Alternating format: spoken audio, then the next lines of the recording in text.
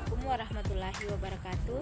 Perkenalkan, nama saya Aldayanti, Stampuk A221200773 dari Program Studi Pendidikan Biologi kelas D. Nah, pada kesempatan kali ini saya akan membahas tentang praktikum kimia dasar percobaan 1 dengan judul pengenalan alat laboratorium beserta fungsinya dan K3. Adapun tujuan dari percobaan ini yaitu 1. Mengidentifikasi beberapa macam alat dengan menggunakannya dengan benar.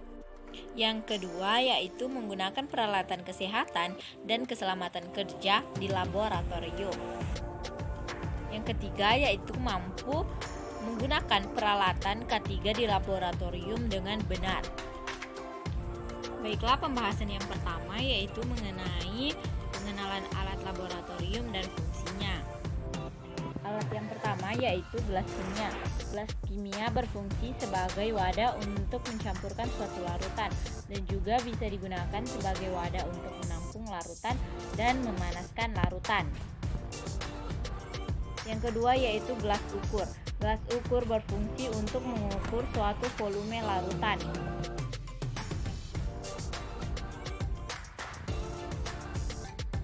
Yang ketiga yaitu corong dan kertas saring.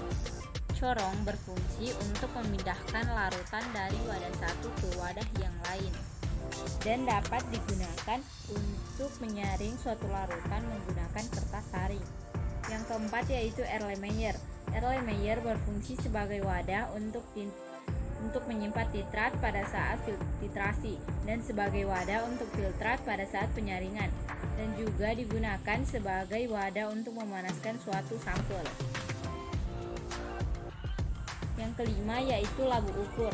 Labu ukur berfungsi sebagai wadah untuk membuat larutan dan sebagai wadah untuk mereaksikan larutan dengan tanda batas tertentu. Yang keenam yaitu tabung reaksi.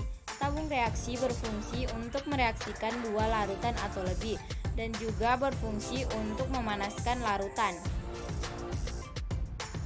Ketujuh yaitu rak tabung reaksi, berfungsi untuk menyimpan tabung reaksi.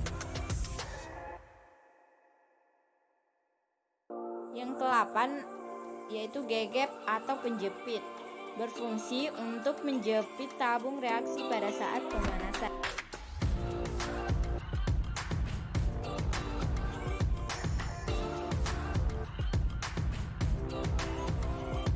Ke-9 yaitu gelas arloji. Gelas arloji berfungsi untuk menimbang suatu bahan kimia.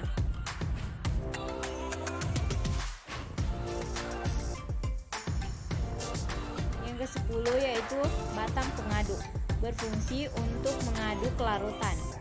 Yang ke-11 yaitu spatula, berfungsi untuk mengambil bahan kimia yang berupa padatan maupun kristal. Yang ke-12 yaitu termometer, berfungsi untuk mengukur suhu larutan. Yang ke-13 yaitu pipet tetes. Pipet tetes berfungsi untuk mengambil larutan dalam ukuran skala tetesan terkecil. Yang ke-14 yaitu ada botol semprot, berfungsi sebagai wadah untuk menyimpan aqueous. Yang ke-15 yaitu lumpang dan alu, berfungsi untuk menghaluskan suatu padatan yang hendak dihaluskan. Pembahasan yang kedua yaitu mengenai K3 atau keamanan keselamatan kerja. Tujuan dari K3 yaitu 1. Mencegah terjadinya kecelakaan dalam laboratorium. Yang kedua, mengontrol bahan yang mudah terbakar dan beracun. Yang ketiga, mengontrol bahan berbahaya.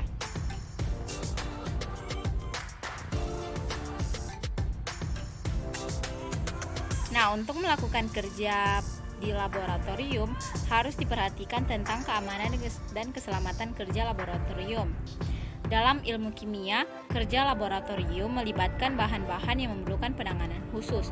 Sifat dari bahan kimia menentukan bagaimana cara penggunaan dan penyimpanannya. Demi keselamatan pengguna, maka perlu dibuatkan aturan atau tata tertib di laboratorium serta peringatan-peringatan terhadap bahan-bahan yang berbahaya. Nah, sementara itu demi keselamatan terhadap alat-alat perlu diperkenalkan bentuk-bentuk dan nama-nama alat serta bagaimana cara dan menggunakannya dan cara menyimpannya. Berikut 5 alat yang akan saya jelaskan. Adapun 5 alat yang kita gunakan pada ketiga yaitu yang pertama, jas lab. Jas lab berfungsi untuk melindungi badan dari percikan bahan kimia yang berbahaya. Yang kedua, masker. Digunakan agar gas yang berbahaya tidak terhirup. Yang ketiga adalah sepatu. Sepatu berfungsi melindungi sebagai pelindung yang tahan api. 4, yaitu kacamata yang tahan terhadap potensi bahaya kimia dan panas. Yang kelima yaitu sarung tangan untuk melindungi tangan dari eceran larutan kimia yang berbahaya. Nah, mungkin itu saja yang dapat saya sampaikan. Semoga bermanfaat.